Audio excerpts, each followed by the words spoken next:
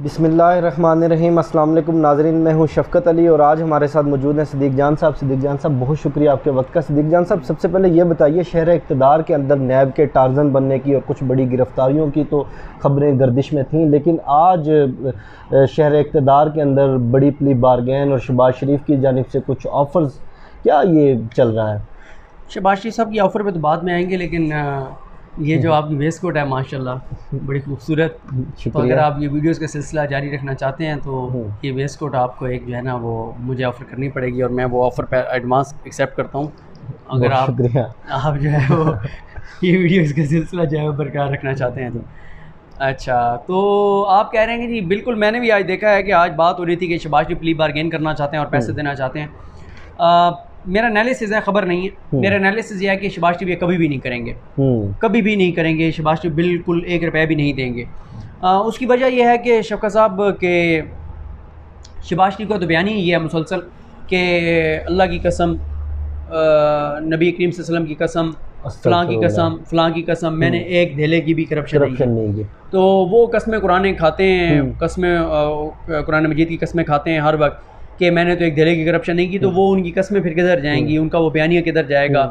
तो plea bargain का मतलब क्या होता है कि आप इतराफ़ जुर्म करते हैं कि हाँ ये मैंने पैसा लूटा और ये मैं वापस कर रहा हूँ। तो मेरा नहीं ख्याल कि शहबाज शरीफ जो है वो प्ली बार्गेन करेंगे। ये ख़बरें तो हो सकती हैं शहर इक़्तिदार में, अफवाहें हो सकती हैं, दावे हो सकते हैं। मेरा एनालिसिस यह है कि शहबाज शरीफ जो है वो प्ली बार्गेन नहीं करेंगे। प्ली बार्गेन करके परमानेंट डिस्क्वालिफिकेशन, अपनी सियासत का खात्मा और इतराफ़ जुर्म। प्ली बार्गेन तो वो तब करते ना कि प्ली बार्गेन करके और फिर वो बच जाते, वो फिर भी नहीं बचेंगे।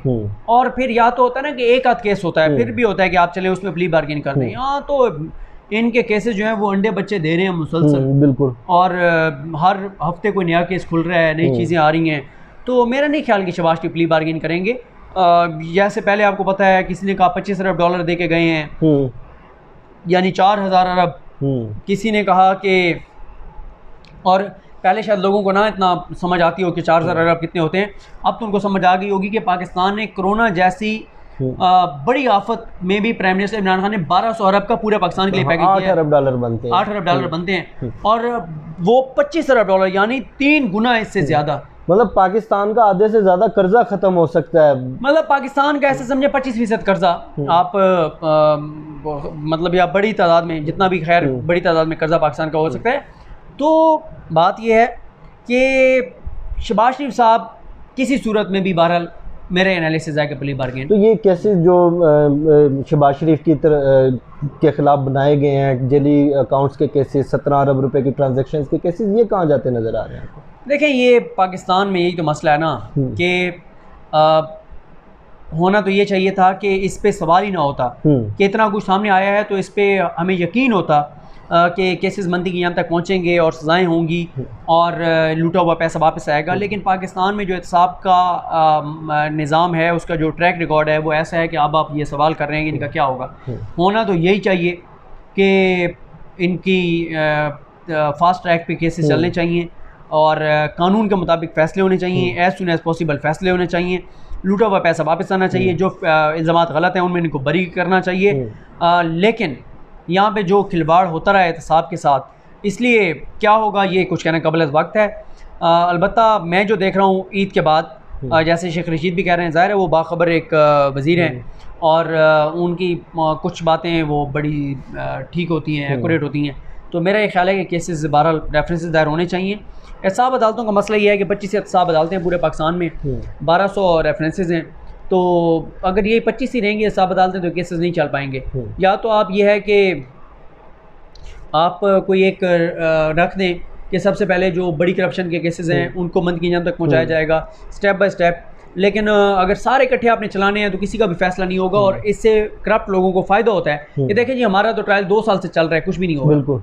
अच्छा सिद्दीक़ जान साहब, मुस्लिम लीग नून की जानिब से और कुछ नाम नहाद सीनियर सहाफ़ियों की जानिब से बार बार एक बयानिया दोहराया जाता है। गुज़श्ता दिनों शहबाज शरीफ साहब ने जो इंटरव्यू दिया उसमें भी उन्होंने इस बयानिया को दोहराया कि नवाज़ शरीफ का केस पनामा का था, नाअहल वो कामा पर हुए।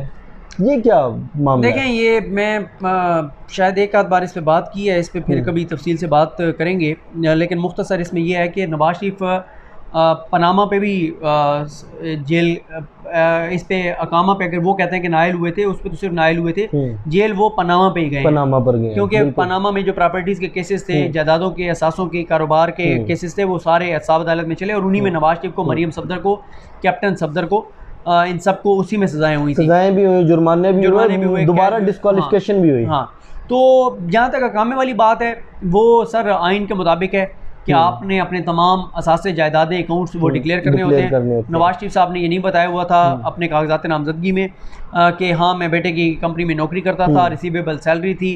आइन के मुताबिक आर्टिकल 62-63 के मुताबिक उनको डिक्लेयर करना था, उन्होंने डिक्लेयर नहीं किया, तो ज़ाहिर है वो नाकाबिल तरदीद शवाहिद जब सामने आए तो ताहयात नाअहल उनको कर दिया। सदीक जान साहब, शहबाज शरीफ ने अपने एक हालिया इंटरव्यू में बयान दिया कि ये कोरोना के मामले से मीशत पाकिस्तान की बिल्कुल तबाह हो रही है और इमरान खान साहब ने जितने इकदाम लिए मीशत को संभालने के लिए, इस वबा को कंट्रोल करने के लिए, सिर्फ और सिर्फ ड्रामा है।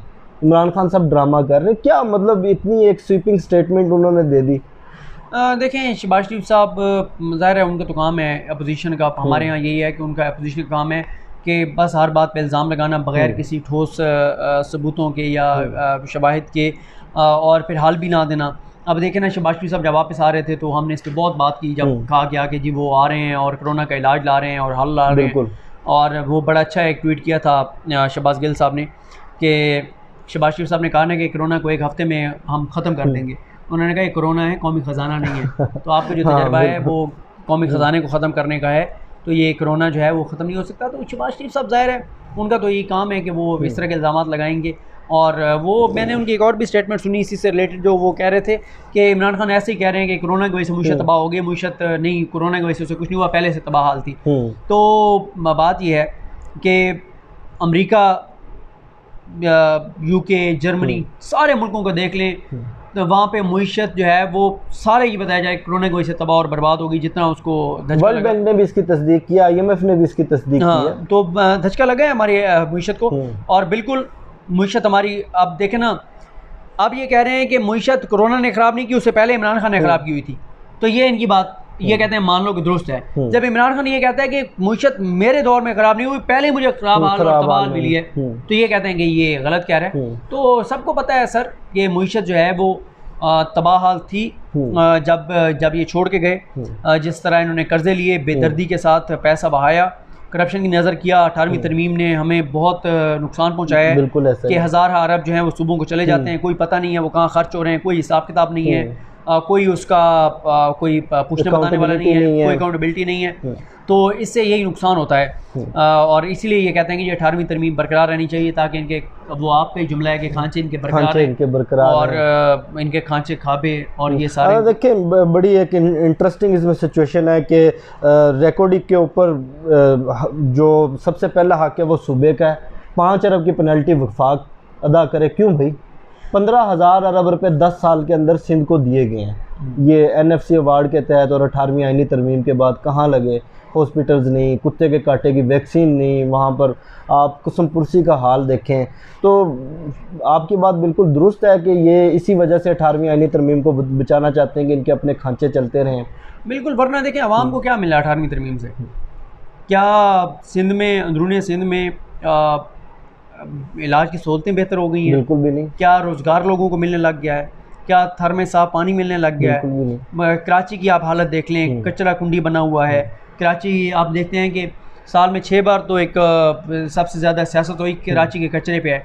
वो कराची जो हमारा दुबई होना चाहिए था, बिल्कुल, जिसमें ऐसी ऐसी चीज़ें होनी चाहिए थी कि हमारे लोगों को दुबई ना जाना पड़ता, और वो हमारा एक, और यहाँ पे लोग आते और आते भी थे माजी में, लोग पूरी दुनिया से जो बताते हैं कि वो आते थे पाकिस्तान, और पूरी दुनिया से ना भी कहें चले, हम कहते हैं कि पूरी दुनिया से आते थे। दुनिया का वो टॉप 10 मेट्रोपॉलिटन सिटीज़ में शुमार होता है। तो बात यह है कि या बहुत से मुल्कों से हम कहते थे कि आते थे, आज वही कराची है, आप देखें कि तबाह हाल है। और जो कराची की इन्होंने हालत रही, ये तो हमारी फ़ौज ने, हमारी रेंजर्स ने कुर्बानियाँ दे के और वहाँ पे अमन लाए, और जो सूरत हाल थी, और उसके बाद आप देख लें कराची में क्या है, कुछ भी नहीं है। और 18वीं तरमीम के बाद ये था कि जो सूबों के इख्तियारात मिले हैं वो नीचे तक जाने थे, वो कहाँ पे हैं? बलदियाती सिस्टम कहाँ पे है? पैसों का हिसाब किताब कहाँ पे है?